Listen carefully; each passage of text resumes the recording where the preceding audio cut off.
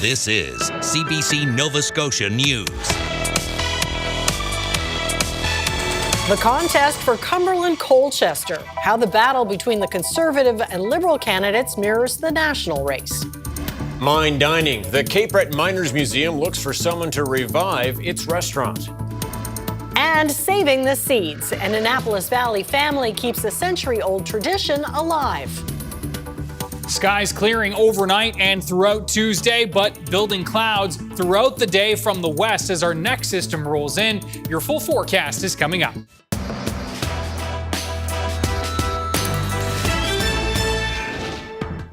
We begin with politics tonight. In one federal riding in northern Nova Scotia, a contest between Liberal and Tory candidates is mirroring the national race. A Conservative incumbent is fighting to keep the seat in Cumberland-Colchester, and a first-time Liberal candidate is trying to flip it. Taryn Grant reports. In downtown Truro, in the federal riding of Cumberland-Colchester, the intentions of a few voters reflect how the race is shaping up. The Conservatives. Yeah. And will they get your vote again this time? I think so. Yeah. I'm going Liberal. Not even a decision made yet. The Liberal and Conservative candidates are the apparent frontrunners. At a debate hosted by the local Chamber of Commerce, they took aim at each other's parties and their perceived failings. We know that the current decade of Liberal government has led to a $1.3 trillion debt. Mark Carney includes everyone. Pierre Poilievre excludes. Not in my Canada. Stephen Ellis was first elected in 2021. He says there's one big issue he wants to go back to Ottawa to fix. When we knock on thousands of doors in Cumberland-Colchester, what we hear is cost of living, cost of living, and cost of living. With a background as a family doctor, he's been his party's health critic. He says he wants to keep working in Ottawa to ease the physician shortage. He's up against Liberal candidate Alana Hurdle. People are worried about Trump. They're worried about Mr. Poilievre, and they don't want Canada to become the 51st state. We're never going to let that happen. Some know Hurdle for her volunteer work in Portapic. She helped with community rebuilding projects in the aftermath of the 2020 shooting. Her day job is with an agency that supports small business owners. Retired teacher Larry Duchesne is running for the NDP. He admits he probably isn't in contention. Well, I have a firm belief in what the party stands for. I always have. And I know that even though we don't get elected in all the campaigns we run in, we're making a difference. Also on the ballot is Kellyanne Callahan for the Greens and Paul Church for the People's Party. Taryn Grant, CBC News, Truro. When Canadians head to the polls on April the 28th to vote for one of their riding's local candidates, a Nova Scotia political scientist says research shows voters will be thinking more on a national scale. So there's quite a lot of political science studies in Canada that show that when Canadians vote in a federal election, they tend to vote based on party, they tend to vote based on the leader, and sometimes they think about issues. But they don't tend to think about the local candidate. There's some variance in the percentage, but it tends to be less than 10% of voters are primarily concerned about their local candidate. Marlin says despite the focus on federal leadership, a local candidate could still make the difference, especially in a close race.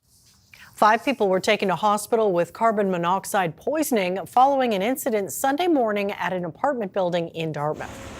Staff at Dartmouth General Hospital first flagged a potential problem when a patient arrived with elevated carbon monoxide levels in their blood. That led to emergency services responding to the apartment complex just after 1 a.m. Sunday. 4 others were taken to hospital for treatment. Authorities say there were no carbon monoxide alarms present at the building. We recommend that everybody have a carbon monoxide detector in any building that has potential to have a carbon monoxide exposure so that you can ensure that you are warned in advance. Generally, we pull people out at any levels above 25 parts per million. So it's good to make sure you have that detector in place. Fire crews say the exhaust system from a boiler in the building was the source of the leak. RCMP say the search for a man who went missing at a lake northeast of Halifax has been called off until they receive new information. 2 men were riding in a 4-meter boat on Cousins Lake near the town of Devon last Thursday. The boat struck something in the water and capsized. A 58-year-old man from Truro has not been found. A 53-year-old man managed to swim to shore and call for help. He was taken to hospital with non-life-threatening injuries. A man has been arrested for obstructing fishery officers as well as assaulting a peace officer. RCMP say DFO was conducting an inspection on the Tangier River when a man attempted to take Elver fishing nets held by fishery officers. A struggle ensued when the man resisted arrest. He suffered minor injuries. The 46-year-old man from Millbrook was later released. He will appear in provincial court on May 21st. And with a quick look at the weather forecast, now here's Ryan. Bit of a chilly start to the week. Yeah, temperatures though on the rise, so that's some good news, Tom and Amy, and we're going to see a good taste of sunshine this week. Based on perceptions here in the newsroom, folks are a little desperate for a little bit of sun, and we're going to hook them up this week, which is good, or Mother Nature is anyway. Temperatures 7 or 8 degrees across Cape Breton, and in onshore winds in the southwest and all along the Atlantic coastline, but inland, especially towards the north, we're talking temperatures into the teens for Tuesday. Our latest system will continue to clear out, some lingering showers and, a few wet flakes, even some ice pellets overnight. Gone by Tuesday, but the clouds linger for Cape Breton. That system continues to move out. Next system quickly on its heels moving in. Chance for showers into the southwest. Even the valley, South Shore could see a few afternoon showers. Moving into the Halifax area by the time we get into the evening. This system's a quick mover, though. We're back into some sunshine for Wednesday. We'll see another little taste of sunshine for Thursday with just an isolated chance for showers. And how about Easter weekend? Well, we'll dive into that with your 7-day coming up in a few minutes. The suspense. Wondering about that? Okay, thanks Ryan. Thank you. Well, after being shuttered by the pandemic, the Cape Breton Miners Museum in Glace Bay wants to revive its restaurant. And they're looking for someone with the culinary skill and business prowess to take on the task. Erin Potty reports. If you've ever wanted to run a food business and work at a museum with an underground mine, now is your chance. The Miners Museum is searching for someone to take over its Miners Village restaurant. We're really looking for a good fit, somebody that this place they can see, where it can go and they want to get it there. Mombercat says visitors to the museum want something to eat after taking part in the hours-long mine tour. The restaurant is also where people tend to gather on nights when the coal mining choir, the Men of the Deeps, are performing. Because it does take, several years to sort of build up your clientele. So we're hoping that we get a long-term tenant. Fingers crossed. Although the restaurant is located at the museum, it's operated as a separate entity. Right now, the museum is accepting applications for people wanting to lease the space. We're going to sit down and really work with them so that we can make their season as profitable and as good for them as we can possibly do that. Wilma McCauley and her husband, whose fathers were coal miners, operated the restaurant for 11 years, but are now retired. She says since the pandemic, there have been some who tried to get the restaurant going, but were unsuccessful. Well, my number one thing in my heart is passion, for sure. Knowledge, lots of knowledge that you know what you're doing.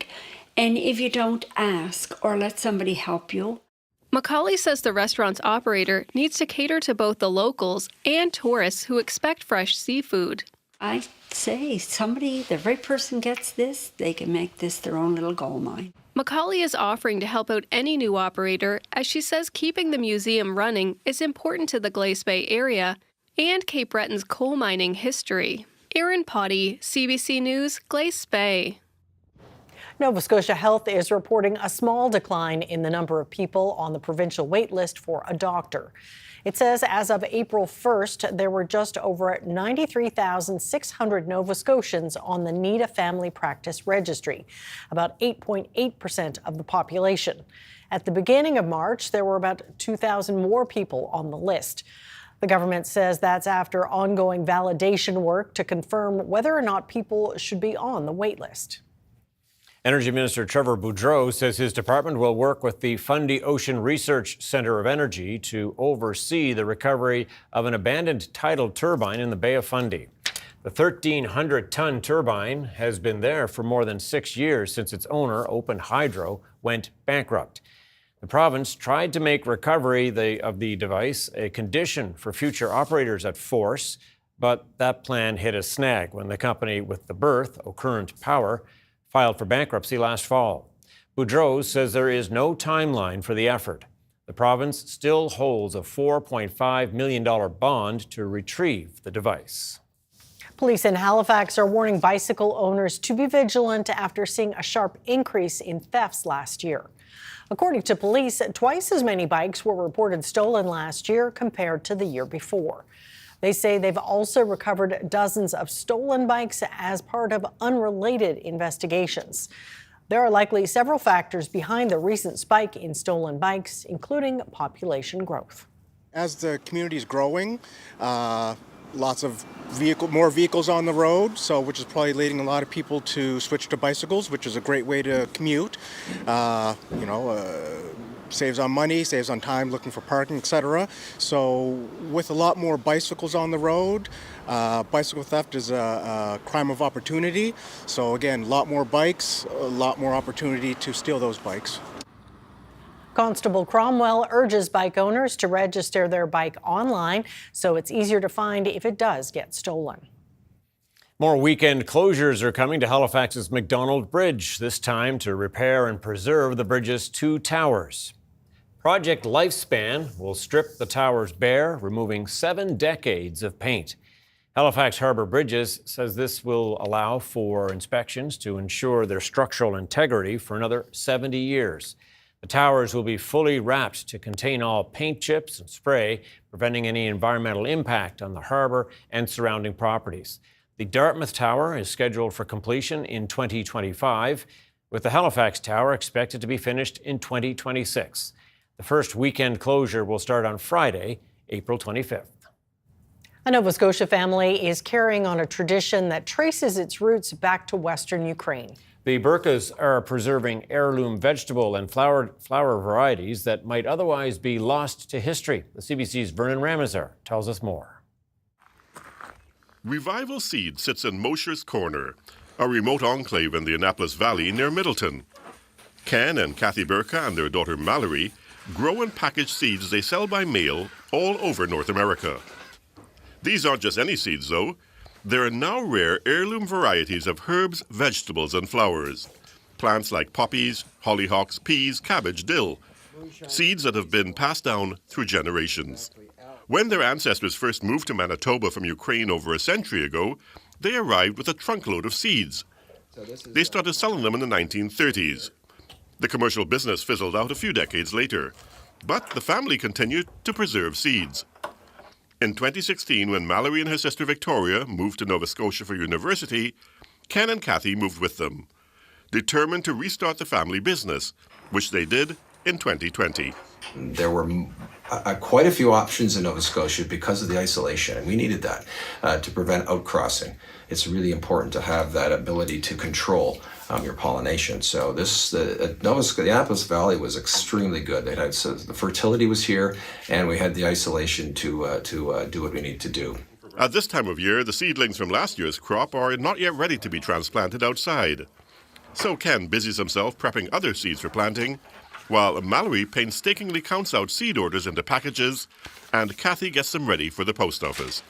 Mallory and her children are the 4th and 5th generation of the family in the business. It's definitely super special to me, just knowing that a lot of the seeds have come from my great-grandparents, and I'm super happy to be able to continue that on and pass it along to my kids as well. So this is Evelyn, she's my youngest, and she has 2 brothers, Earl and Stanley. The hope is the growing family can keep their seeds and their stories alive for generations to come. Once we've lost an heirloom, we've lost it forever, so it's really important to continue preserving, and it's important for customers to continue to save their own seeds. And they do. Ken says people from around the world send them mystery seeds. The Burkas germinate and identify them to help keep other families' seed stories alive. Vernon Ramazar, CBC News, Mosher's Corner.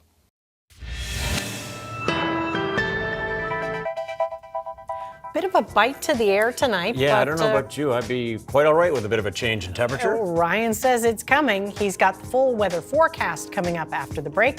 We'll see you in just a few minutes.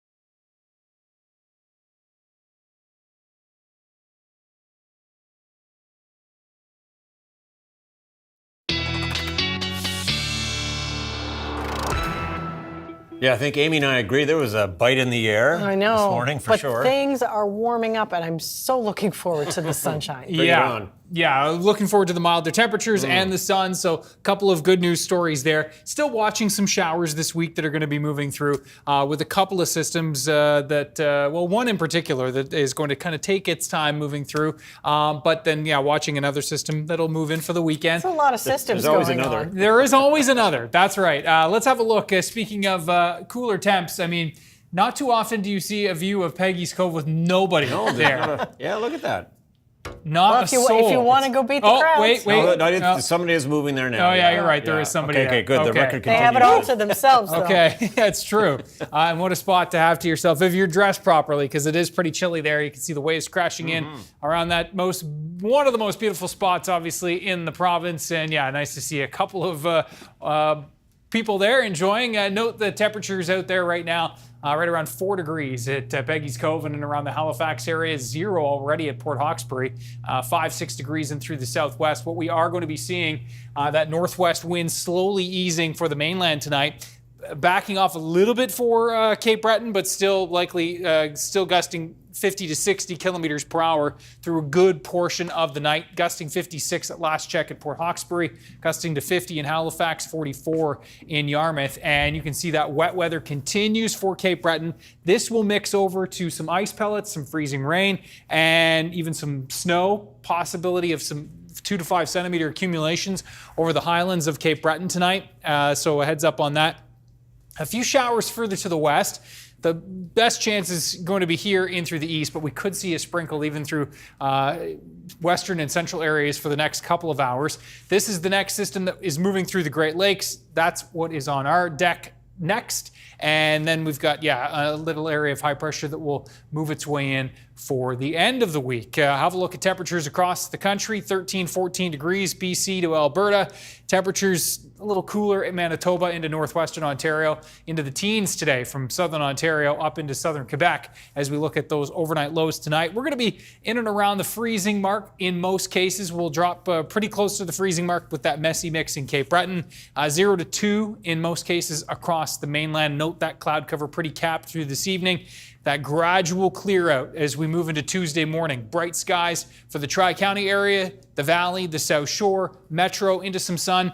The cloud will be more stubborn here across eastern parts of the mainland and into Cape Breton, where that cloud will be really capped with a chance for a flurry even into the morning, especially for Inverness. We will see the gradual clear out here in the east throughout the morning, and our next system starting to edge in. Now, this forecast model, it's a little more bullish than the rest in terms of the arrival time of these showers. You can see it's throwing them in even by lunchtime.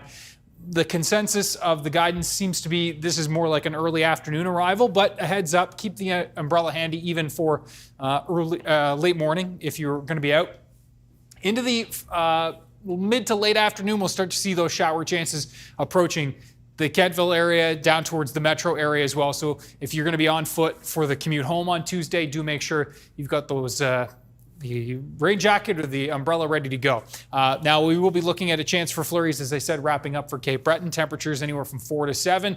Double-digit potential, though, Antigonish, back towards Sherbrooke, the eastern shore, and into most of central areas of the province. Looking pretty good indeed. We'll see temperatures, again, cooler in those onshore winds, right? Water temperature is still 3 degrees. So right along that Atlantic coastline, including in the metro area, it's going to be a bit cooler, 12 to 14 degrees through the valley. This system moves through by Wednesday morning, some lingering showers in through Cape Breton, and then we're done with that. Wednesday afternoon looking pretty good. We'll see a chance for some showers moving back in Wednesday evening into the overnight, but Wednesday itself looking pretty good. Double digits, a few teens. Not too bad for this time of year, we'll take it. And then as we can see on Thursday, kind of the backside of this system throws just a little bit of instability into the air, so we may see another isolated shower chance on Thursday. Temperatures should be right around 9 degrees, so that's a seasonal day. Friday looking very nice. We'll see a chance for showers moving in through Saturday, clearing through Sunday. So hopefully we'll thread the needle with kind of an overnight Saturday night rain. Wouldn't that be nice? Fingers crossed. Okay, thanks so much, Ryan. Thanks, Ryan. Thank you.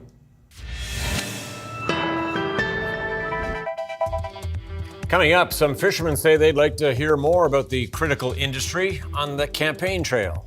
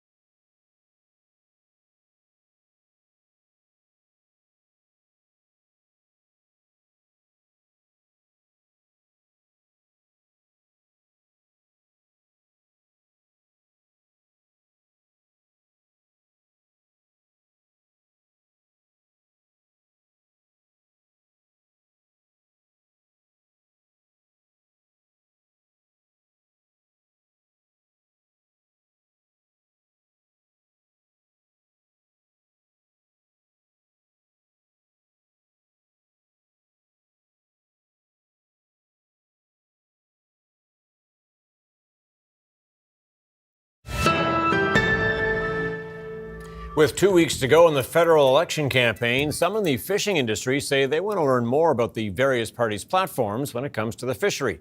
But industry organizations say they aren't hearing as much from the candidates as they'd like to.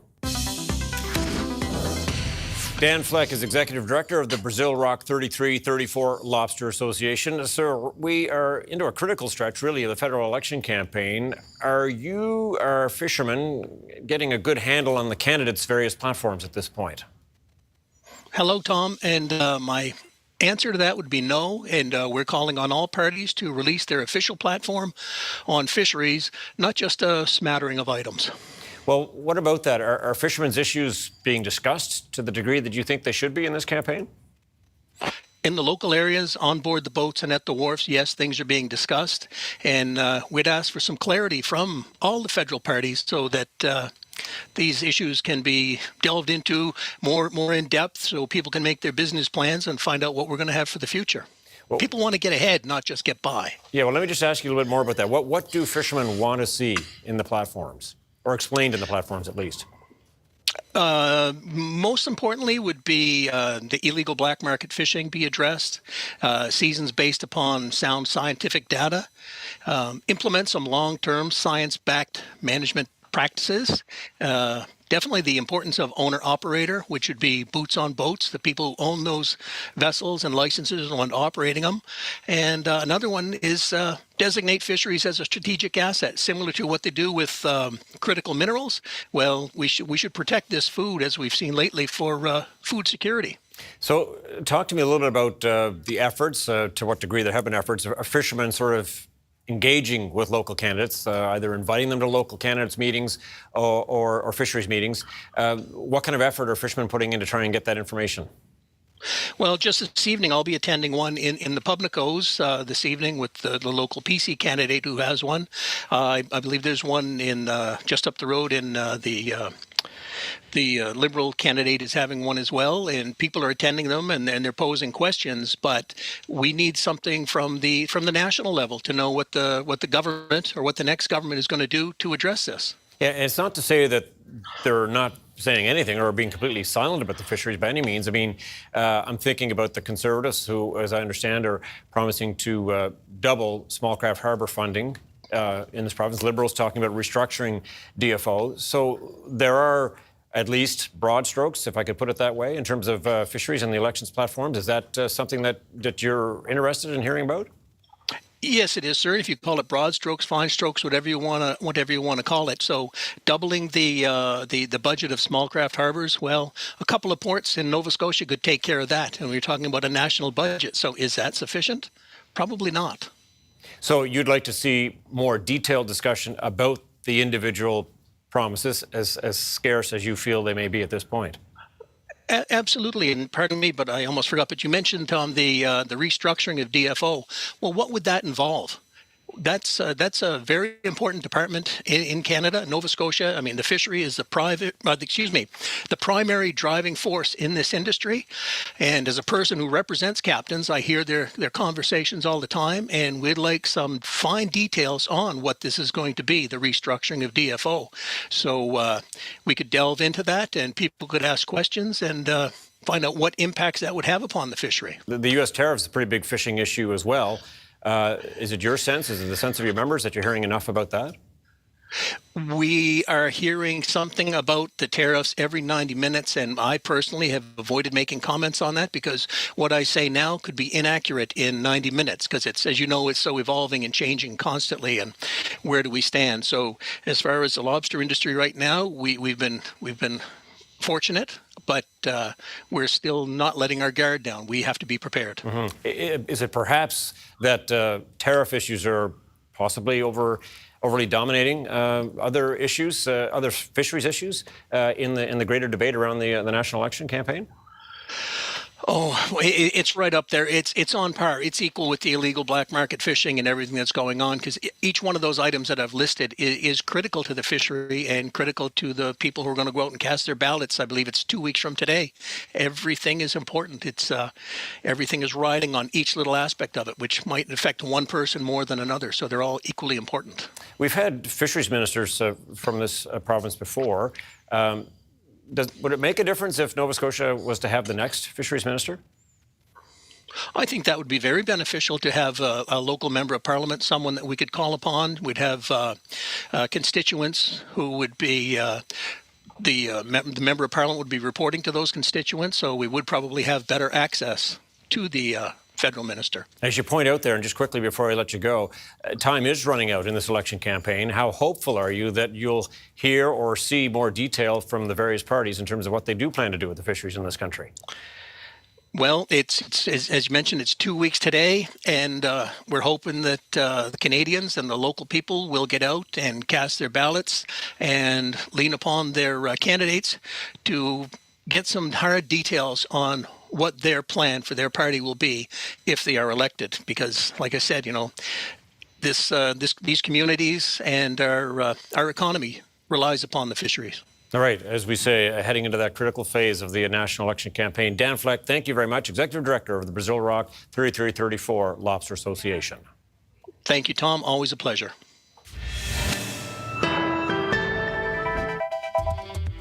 Coming up, dozens of people are dead and many more wounded after a Russian missile strike in northeastern Ukraine. And taking flight, Jeff Bezos' Blue Origin rocket launches a star-studded all-female crew into space.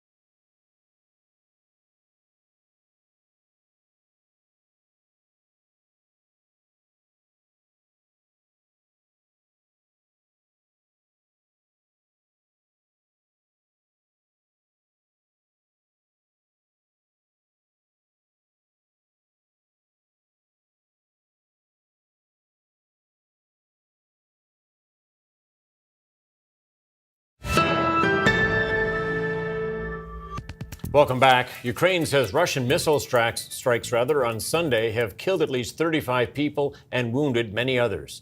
Kyiv says it was a deliberate attack on civilians. But Russia says Ukraine is using civilians as human shields. The CBC's Anna Cunningham has the details, but a warning, this report begins with images that some may find difficult to watch.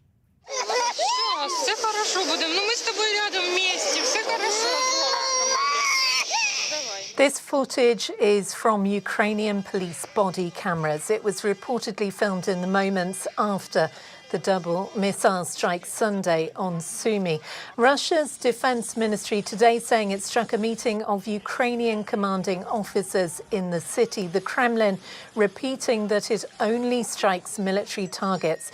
But Ukrainian officials dispute that. They say the victims in Sumy were people going to Palm Sunday church services, out shopping or cycling through the streets. President Donald Trump was asked aboard Air Force One about the strikes. I think it was terrible, and I was told they made a mistake, but I think it's a horrible thing. In Europe, in Luxembourg, at a meeting of EU ministers, there is demand to up pressure on Russia to agree to a ceasefire deal. The EU's foreign policy chief was leading that call. We have to put the pressure, the maximum pressure on Russia to really end this war, because it takes two to want peace. It only takes one to want war, and we see that Russia really wants war. President Trump on Friday sent his special envoy Steve Witkoff back to Russia to meet with President Vladimir Putin for a third time. The Kremlin describing that meeting as a useful contact. Ukraine has already agreed to a maritime ceasefire in the Black Sea proposed by the US, but Russia says it will not agree until its conditions are met. In an interview with CBS News before the Sumy attack, Ukraine's President Volodymyr Zelensky reached out to President Trump. Before any kind of decisions, any kind of formats of negotiations, come. To see people, come, look, and then let's move with a plan how to finish the war. In Lithuania today, its foreign ministry has now summoned a representative of the Russian embassy in Vilnius, saying it wants answers for the strikes on Sumy. Anna Cunningham, CBC News, London. The Trump administration says there's no basis to bring back a man that U.S. officials wrongly deported to El Salvador last month. This despite the Maryland man having a court order to stop his deportation over fears of gang persecution in that country. Katie Nicholson has the details. A loaded visit from El Salvador's president, as the fate of a Maryland man mistakenly deported to his country's super prison hangs in the balance. Yeah, but I'm not releasing, we're not very fond of releasing terrorists into our country. Kilmar Abrego Garcia was picked up by immigration officials on March 12. He had been granted a legal status that prevented him from being deported back to El Salvador because he could face persecution there. In court filings, the U.S. admitted he was mistakenly deported, but says he is a member of MS-13. His lawyers say that isn't true. Last week, the Supreme Court upheld a lower court ruling to facilitate the release of the father of three and ensure his case is given due process. But the Trump administration has refused and passed the puck to El Salvador's president. Of course, I'm not going to do it. It's like, the question is preposterous. How can I smuggle a terrorist into the United States? I don't have the power to return him to the United States. Secretary of State Marco Rubio also pushed back. I don't understand what the confusion is. This individual is a citizen of El Salvador. He was illegally in the United States and was returned to his country. That's where you deport people, back to their country of origin. The Trump administration has agreed to pay El Salvador $6 million to imprison deportees for 1 year at its Terrorism Confinement Center, or CCOT. And President Trump has made it clear he'd like to continue the practice. As many as possible. And I just asked the president, it's this massive complex that he built, jail complex. I said, can you build some more of them, please? Lawyers for the U.S. government told the court Abrego Garcia is alive and secure in the prison. The next hearing in his case is scheduled for Tuesday in Maryland. Katie Nicholson, CBC News, Washington.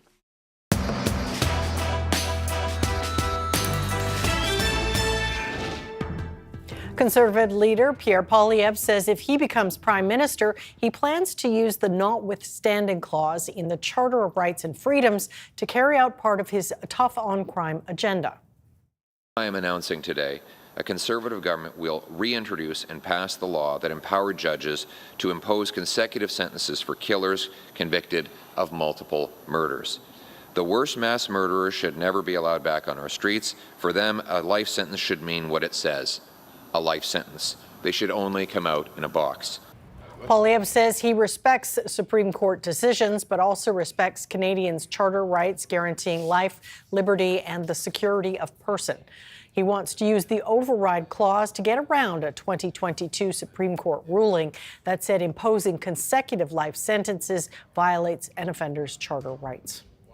Meanwhile, Liberal leader Mark Carney is promising to make significant new investments in the Canadian military and create a new defense procurement agency to streamline equipment purchases and buy Canadian whenever possible, all meant to reduce reliance on the United States. Today, I'm announcing our plan to build the tools needed to ensure Canada's sovereignty, to support a new approach to made-in-Canada defense procurement while helping our industries and businesses reach new markets around the world. Carney promised to build up domestic research on advanced military technologies. He also talked about doing more to secure Canada's coastlines, including the Arctic, by purchasing new submarines, icebreakers, and drones.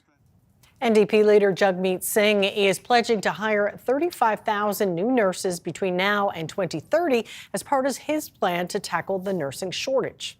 In addition, we have a plan around recruitment. There are a lot of internationally trained nurses that are in our country. We need to streamline the path for them to be recognized for their work and to be able to get qualified. And we're going to streamline the path. Made the promise while on the campaign trail in Toronto, pledging to require provinces to meet nurse-to-patient ratios, guarantee fair wages for nurses, and improve their working conditions. He also promised to offer a $5,000 tax credit to nurses and personal support workers and to end the use of private nursing agencies in favor of reinvesting in public healthcare teams. Green Party co-leader Jonathan Pedneau was in Montreal discussing why climate action must remain a top priority in Canada. The greatest threat to our sovereignty, our health right now is the climate emergency. And the threat is already here in Quebec and across the country. The climate crisis is not some distant possibility. It is here and it is real. Pedneau pointed to the rising deadly and economic toll of climate emergency. He says the Green Party supports the open letter from mayors and councillors for a bold national leadership on climate and infrastructure. You can watch the federal leaders debate, English debate, on Thursday at 8 p.m. Atlantic time. It will be broadcast live on CBC TV, CBC News Network, and everywhere you stream CBC News. It's a test that's used to help screen candidates for medical schools across the country, and it's being criticized. Experts say the test doesn't do what it claims, and some people who've taken the test say it's robbed them of the chance to be a doctor. Erica Johnson has this Go Public investigation. Eric Sobey has taken what's called the Casper test twice, hoping to get into medical school. Last year, despite having other high scores required for admission, he didn't make the cut. Unfortunately, that was the one aspect where I was below the average. So I ended up getting screened out. Casper is an online admissions test. Applicants have to say what they'd do faced with a series of moral dilemmas, like this one. You're asked as a sales clerk what you would say to a father who wants to return a toy but doesn't have the required receipt. I really need the cash. My daughter came down with pneumonia and I need the money to fill her prescription.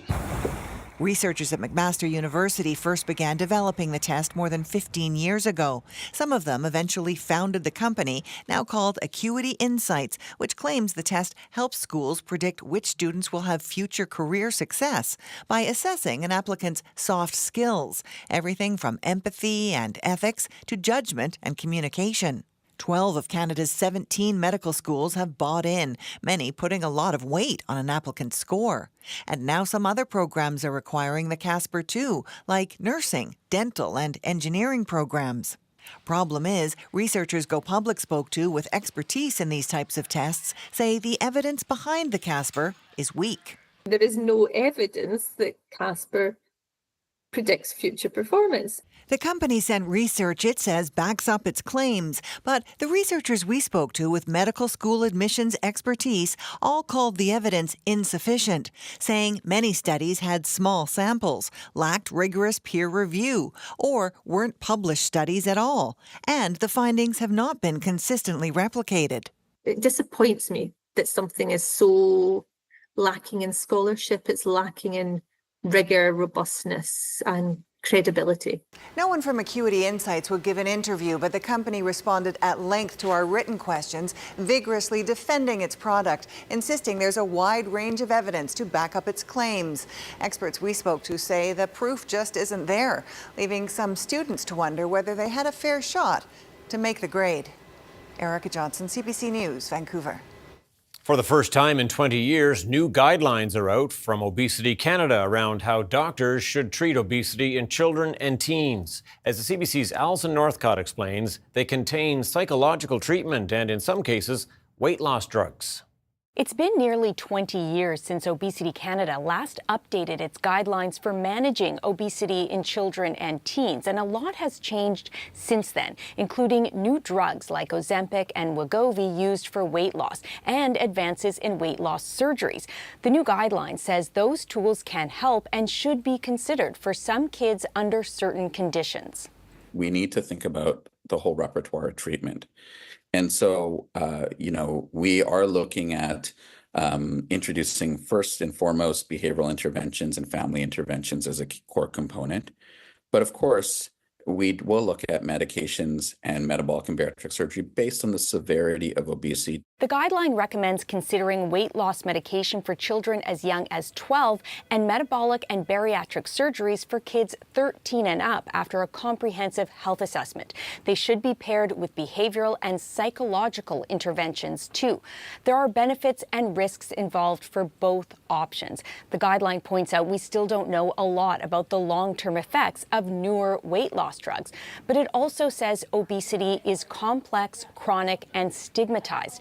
And experts say traditional approaches like eating less and moving more or lifestyle interventions just don't work for everyone. They say the more tools there are available to help, the better.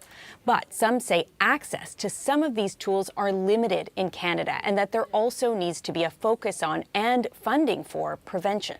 These are good clinical practice guidelines, but it's almost the tip of the iceberg, and we do need to broaden things out.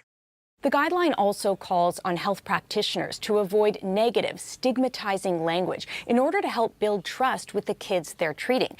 The Canadian Pediatric Society says its experts are reviewing the guideline as they consider adopting it.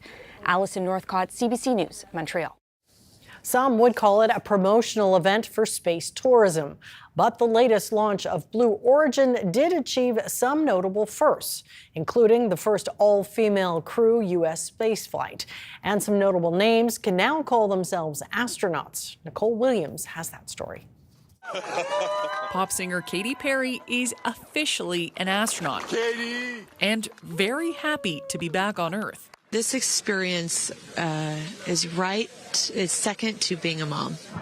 Perry, part of an all-female crew aboard billionaire Jeff Bezos' Blue Origin spacecraft, which blasted off Monday morning from the fields of West Texas. A star-studded trip to the edge of space, about 105 kilometers up, lasting all of 10 minutes, but enough time to enter zero gravity. Oh my God, that was amazing. On board, CBS Morning Show host Gayle King and Bezos' fiancée, Lauren Sanchez. Onlookers the likes of Oprah and the Kardashian family. And if all this spectacle has gotten your attention, well, that's the point. Have you ever dreamed of going to space? A once-in-a-lifetime journey is closer than you think. That phrase heard multiple times during the live stream of the launch, suggesting anyone can now travel to space. Not mentioned, though, the total cost. But you will need a deposit of $150,000 USD just to reserve a seat. What we are not seeing is the cost of space travel go down enough to make it available even to the very wealthy. You know, if you have $10 million, it might be very hard still to go to space. And even if you are rich and well connected, space still remains largely inaccessible. After this launch, women still represent barely 15% of the more than 700 people who have traveled into space. But one source of inspiration, a part of the crew, Amanda Wynne, a scientist and an advocate for survivors of sexual assault, sharing powerful words back on Earth. In this moment, I just want all survivors to know that you can heal. No dream is too wild. As the first Vietnamese woman to travel to space, Wynne making history all on her own. Nicole Williams, CBC News, Ottawa. Stock markets in Canada and the U.S. rose today after news U.S. President Donald Trump has pulled back on tariffs for some tech products. Here's a look at the numbers as we head to commercial break.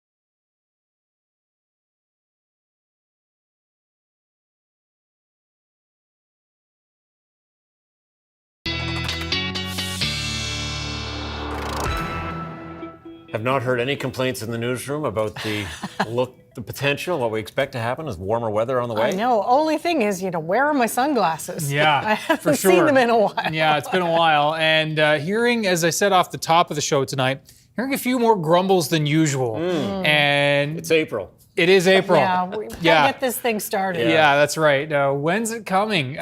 So yeah, listen, it will be a more spring-like week, which is good. Have a look at our viewer picture of the day, and this one will get us thinking all those nice warm thoughts as we move into a beautiful spot, Melmerby Beach. Lovely. Of course, if you've been lucky enough to go to this beach, it is terrific. Sunrise, Karen Kerr. Actually, that might be a sunset. I believe that would be a sunset. Yes, it would be on that shore. Yeah, I'm not sure for sure. Karen, thank you so much. Ryan's picks at cbc.ca. Yeah, keep them coming. Lots of photos coming into the inbox. Love to see it. So it's a south to southeast wind for most of the province for tomorrow. Northwest wind easing for Cape Breton throughout the day.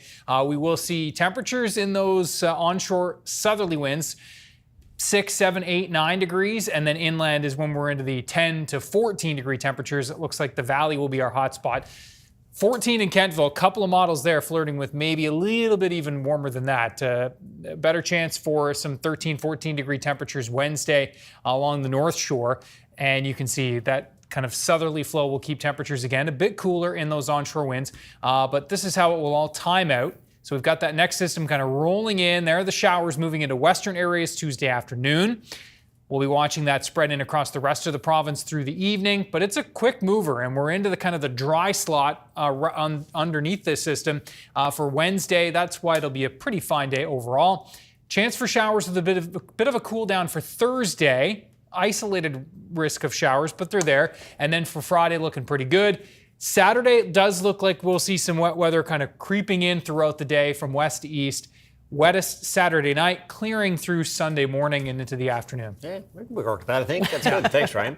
A spectacular view of a bald eagle's nest near St. John's has been attracting crowds for years. One of them perched just outside the edge here, so a few steps down over the cliff. Bald eagles have once again been sighted in their popular nesting spot in Cuckold's Cove near Signal Hill. The eagles have been flocking to the site for more than 10 years to raise their young, making it a popular spot for photographers. Bald eagle chicks will likely take flights 8 to 12 weeks after they hatch, but will continue to be reliant on their parents for a couple of months. I've been lucky enough to see eagles in that very spot. Nice. Yeah, what a spectacle. All right, thanks for that. That's it for us tonight. Thanks so much for watching. We'll see you next time. Good night. Good night.